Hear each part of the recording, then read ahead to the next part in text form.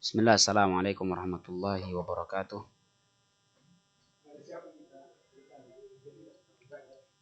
Alhamdulillahi wa kafa. Assalatu wassalamu ala nabiyil mustafa wa ala alihi wa ashabihi wa man bihudahu muhtada. Ma ba'd.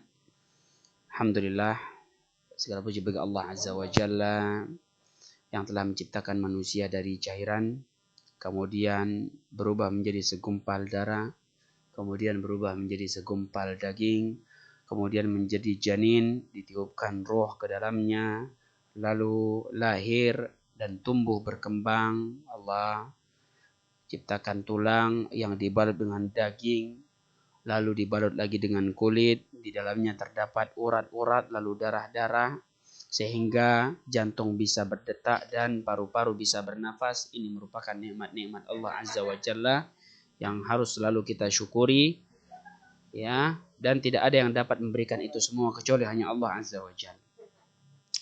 Maka perlu kita senantiasa bersyukur dan baik dengan lisan maupun dengan perbuatan, yaitu menjalankan perintah Allah dan menjauhi larangan-larangannya.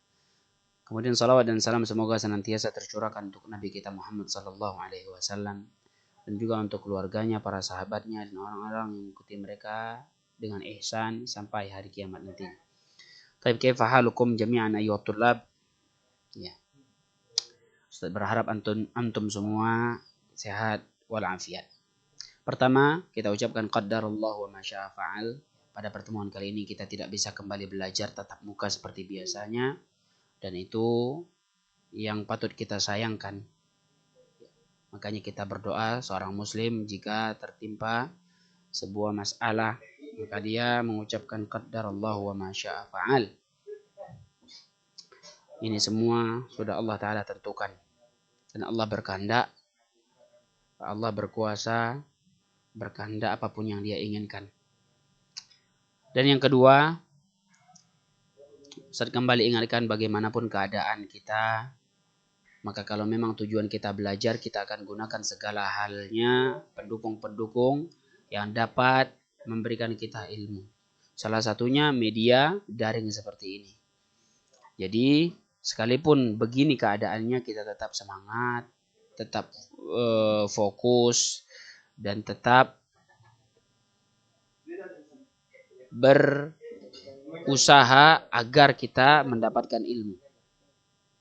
Ya, karena ada perkataan yang sangat bagus, ya. Ada orang katakan bahwa ya, pekerja-pekerja, pegawai-pegawai itu sudah banyak. Ya. Harta benda banyak. Yang sedikit adalah ilmu, yang sedikit adalah ahli ilmu. Maka belajarlah agar kita mendapatkan ilmu. Taib, para ikhwah yang para tulab yang semoga senantiasa dimuliakan oleh Allah Azza wa Jal.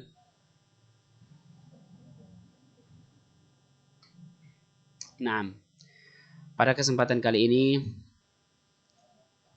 kita akan kembali bahas atau kita lanjutkan pembahasan kita di pelajaran usul fikih.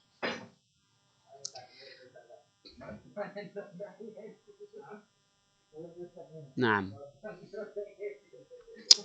Ustadz ulangi apa saja yang sudah kita belajar, apa saja yang sudah kita pelajari, bahwa kemarin kita sudah belajar tentang pengertian, ta'rif dari ilmu fikih dan juga ilmu usul fikih.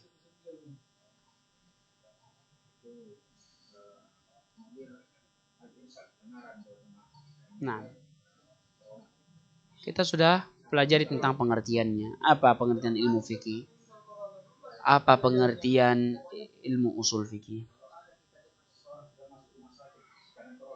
Nah, kemudian setelah kita bahas tentang pengertiannya, kita bahas tentang ranah dari setiap ilmu fikih dan juga ilmu usul fikih.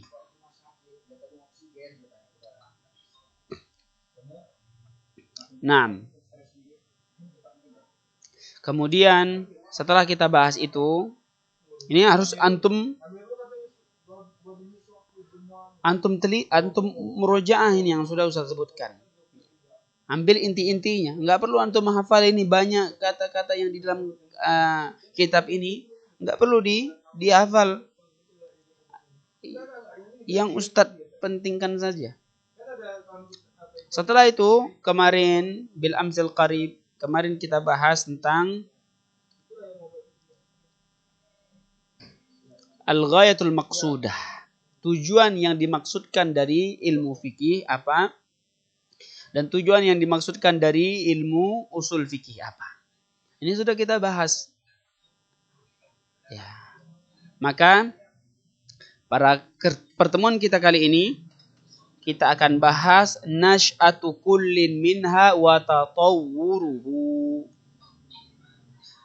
Perkembangan dan pertumbuhan dari ilmu fikih dan juga ilmu usul fikih. Bagaimana perkembangannya?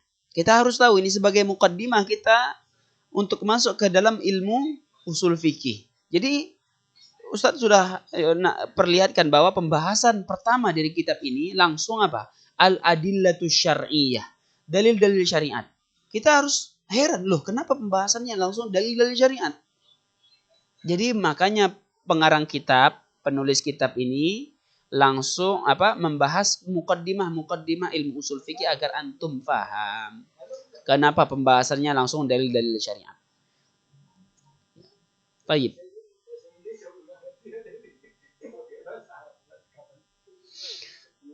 Perkembangan dan pertumbuhan ilmu fikih dan juga ilmu usul fikih bagaimana? Kita baca di kitab. Nash'atu kullin minha wa tatawwuruhu nasha'at ahkamul fikhi ma'a nash'atil Islam. Pertumbuhan hukum-hukum fikih, ilmu fikih ini berkembang dia disertai bertumbuhnya atau berkembangnya agama Islam. Ya jadi sama. Fikih Islam, Islam fikih. Karena ilmu fikih bagian dari Islam. Jadi berkembangnya Islam, maka berkembang pula ilmu fikih. Li'anna al-Islam huwa majmu'atun minal qawaidi wal akhlaqi wal ahkamil amaliyah. Kenapa? Karena Islam itu adalah kumpulan dari ilmu-ilmu akidah, akhlak dan hukum-hukum yang berkaitan dengan amalan. Hukum-hukum amalan seseorang. Waqad kanat hadhil ahkamul amaliyah fi ahdi Rasul mukawwanatun minal ahkamil lati waradat fil Qur'an. Yang mana dahulu hukum-hukum amalan seseorang ini di masa Rasul ini terbentuk di atas hukum-hukum yang terdapat di dalam Al-Qur'an. Wa minal ahkamil lati sadarat minar Rasul, dan hukum-hukum yang bersumber dari Rasul sallallahu alaihi wasallam, fatwa fi waqi'ah au qada' fi khusumah au jawaban an su'al.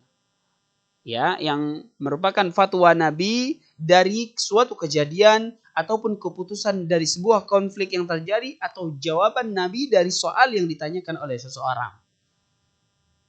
Fakanat majmu'atul ahkamul fiqhiyatu fi tawriha al-awwal mukawwanatun min ahkamillahi wa rasulihi wa masdaruha al-Qur'an wa sunnah. Maka kumpulan hukum-hukum fikih di fase pertamanya itu terbentuk dari hukum-hukum Allah dan Rasulnya yang bersumber dari Al-Quran dan Sunnah. Ini fase pertama. Jadi fikih langsung bersumber dari Al-Quran dan Sunnah. Ketika itu, di fase pertama. Masuk kita ke fase kedua. Fi ahdi sahabah. Di masa sahabat. Wa fi ahdi sahabah wajahathum waqa'i wa tara'at lahum tawari. Lam tuwajihul muslimina wa lam tatra' lahum fi ahdi Rasul. Adapun di masa sahabat, mereka menghadapi kejadian-kejadian, keadaan-keadaan yang baru yang belum terjadi kepada kaum muslimin di masa Rasul. Perhatikan. Ada sebuah keadaan, kejadian yang belum terjadi di masa Rasul. Ini terjadi di masa sahabat. Fajtahada fiha ahlul ijtihad minhum. Hingga orang-orang yang ahli berijtihad dari para sahabat, gak semua. Mereka berijtihad. Mengambil keputusan. Mengambil kesimpulan hukum. Wa qadaw wa aftau wa syara'u wa adafu ila al-majmu'atil ula iddata ahkam istambatuha bijtihadihim. Lalu mereka apa? Memberikan keputusan. Mereka berfatwa. Mereka berijtihad. Mereka menambahkan apa saja yang sudah terkumpulkan di fase pertama. Mereka nambahkan apa? Hukum-hukum yang mereka simpulkan dengan ijtihad mereka sendiri. Ya, ijtihad para sahabat ya, bukan orang asalan yang berijtihad. Ini ijtihad para sahabat yang hidup bersama Rasul sehari-hari mereka. Yang sekolah, yang lulus dari sekolahnya Nabi SAW, langsung belajar kepada Nabi. Jadi mereka mengambil kesimpulan dengan ijtihad mereka berdasarkan pengalaman mereka bersama Nabi SAW. Fakanat majmu'atul ahkamil fiqhiyati fi tawriha tsani mukawwanatan min ahkamillahi wa rasulihi wa fatawa sahabah wa aqdiyatihim. Maka hukum-hukum fikih di fase kedua ini ya terbangun dari hukum-hukum Allah dan juga Rasulnya serta fatwa para sahabat dan keputusan mereka. Ini fase kedua. Perhatikan, berkembang dari masa ke masa. Sebagaimana berkembangnya agama Islam. Fikih berkembang dari masa ke masa, mulai dari masa Nabi kemudian para sahabat. Yang sudah kita jelaskan merupakan fase kedua. Fase pertama hanya bersumber dari Al-Quran dan Sunnah. Fase kedua mulai terdapat fatwa para sahabat dan keputusan mereka.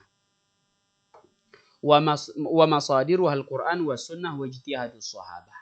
Dan sumber-sumber hukum-hukum fikih tersebut dari Al-Quran, Sunnah dan ijtihad para sahabat. Wa fi hadaini at-tawraini lam tudawwan hadhil ahkam. Walam tusyarra' ahkamun liwaqa'i fardiyah bal kanat tashri'u fihima lima hadatha fi'lan minal waqi' wa ma waqa'a minal hawadith. Ya. Dan di dua fase ini hukum-hukum tersebut belum dicetak. Dan juga belum disyariatkan hukum-hukum yang bagaimana kalau misalnya terjadi masalah tersebut. Belum disyariatkan. Belum ada wacana bahasanya. Balkanat tashri' fihima lima hadatha filan. Akan tetapi syariat agama ini dibentuk terhadap masalah yang terjadi ketika itu saja. Lima hadatha filan minal waqi' wa ma waqa'a minal hawadith. Apa yang terjadi? Barulah mereka sebutkan fatwanya, sebutkan ijtihad mereka. Walam ta'khudh hadhil ahkam sibghatan ilmiyah bal kanat mujarradu hululin juz'iyatin liwaqa'i fi'liyah walam tusamma hadhil majmu'ah ilmul fiqhi walam yusamma rijaluha min as-sahaba al-fuqaha. Hingga walam ta'khudh hadhil ahkam, hukum-hukum ini belum mengambil sibghah ilmiyah. Ya. Ilmu tersendiri. Hukum-hukum yang sudah terkumpul tersebut tidak ada dinamakan dengan hukum tersendiri. Akan tetapi kanat mujarradu hululin juz'iyatin liwaqa'i fi'liyah. Hanya sekedar datang atau muncul karena sebuah kejadian yang terjadi ketika itu. Walam tusamma hadhil majmu'ah ilmul fiqh.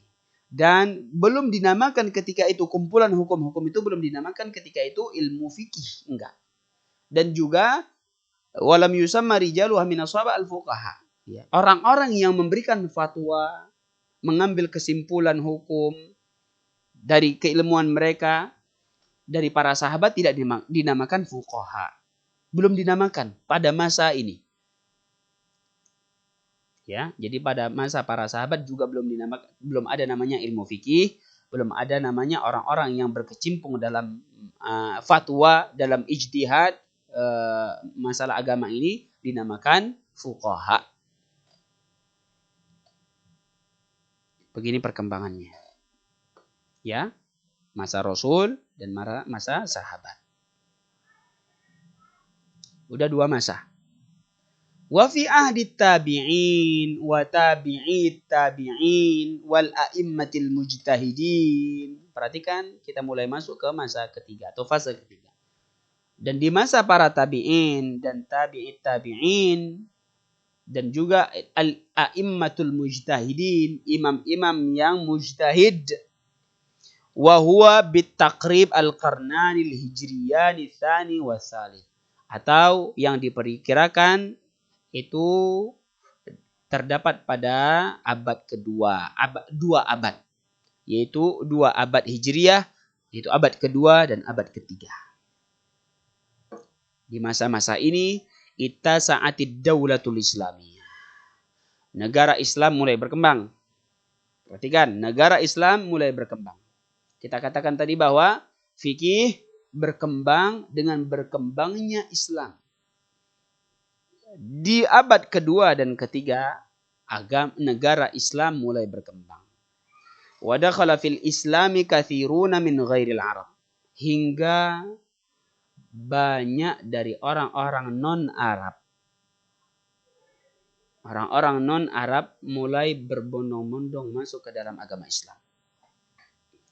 Wa wajahatil muslimin tawari wa masyakil wa buhuth wa nadhariyat wa harakah umraniyah wa aqliyah.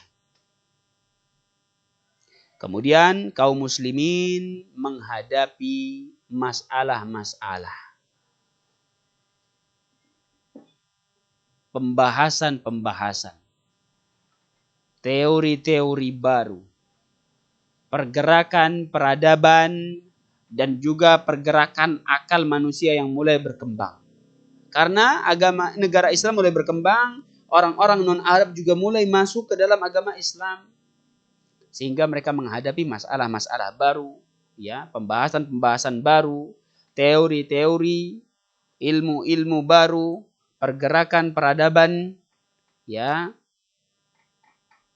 Kemudian perkembangan akal seorang, hamalatil mujtahidin ala sa'ati fil ijtihad, yang mengantarkan para mujtahidin untuk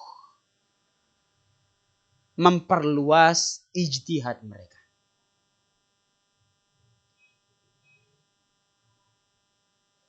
Li katsirin minal waqa'i, untuk mereka perluas ijtihad mereka karena banyaknya kejadian-kejadian baru.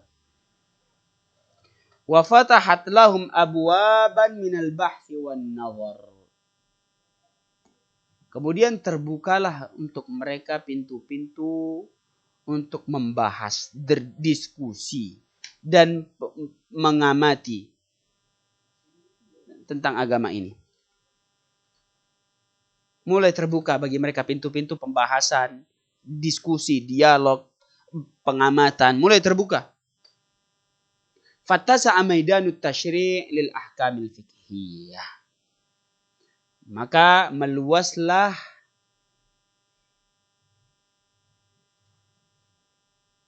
maidanut tasyri', meluaslah ranah pensyariatan hukum fikih. Wa syuri'at ahkamun katsirah liwaqa'i fardhiyah.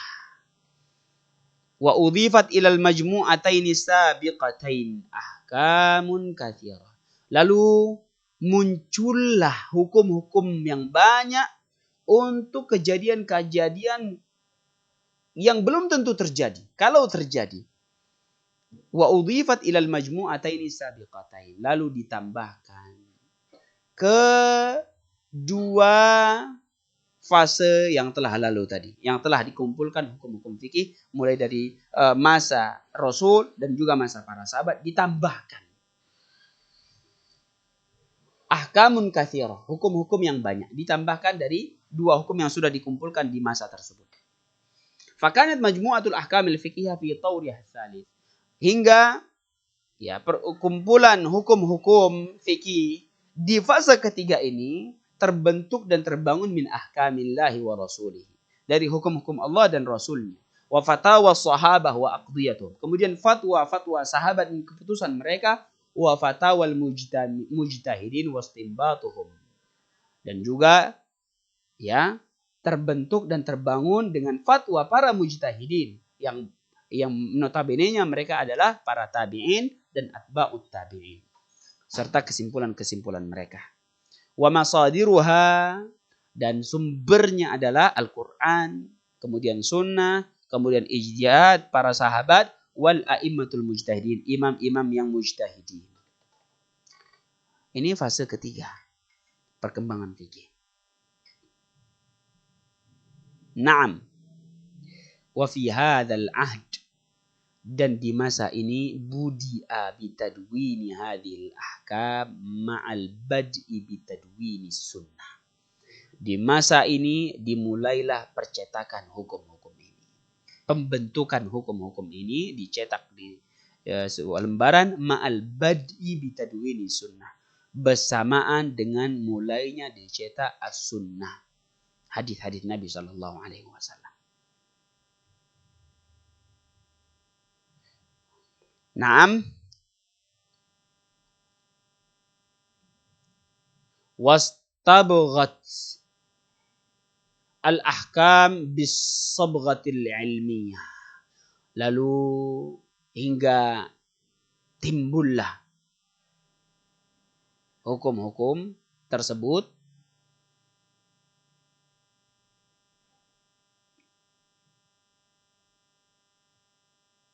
menjadi sebuah ilmu ya tersendiri. Li'annaha dzukirat ma'a adillatuha wa 'ilaluha wal usul ammah wal usulul 'ammah allati tatafarra' anha. Karena disebutkan bersama hukum-hukum tersebut dalilnya, alasannya, dasar-dasarnya yang umum yang dapat bercabang dari kaidah-kaidah tersebut atau sumber-sumber tersebut. Wa summiya rijalu al-fuqaha wa summiya al-ilmu biha ilmul fiqh. Lalu dinamakan orang-orang yang berkecimpung dalam hukum-hukum tersebut dinamakan fuqaha dan ilmunya dinamakan ilmu fikih.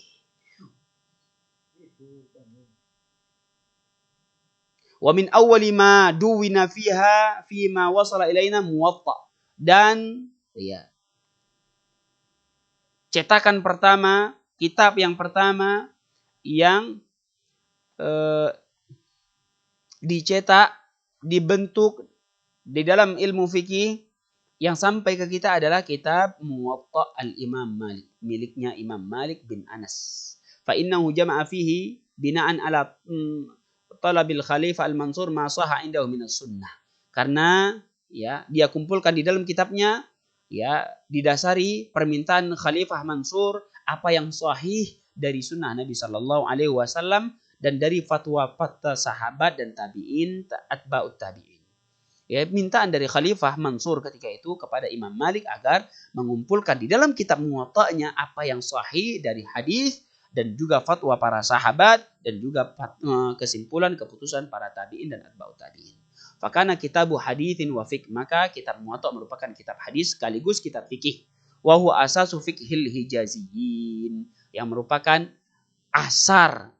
asas atau undang-undang asas fikih penduduk Hijaziyin, Mekah dan Madinah. Ahli Hijaz. Thumma dawwana al-Imam Abu Yusuf sahibu Abi Hanifah iddatu kutub fil fiqh. Kemudian setelah itu Imam Abu Yusuf yang temannya merupakan teman Abu Hanifah mencetak banyak kitab dalam ilmu fikih.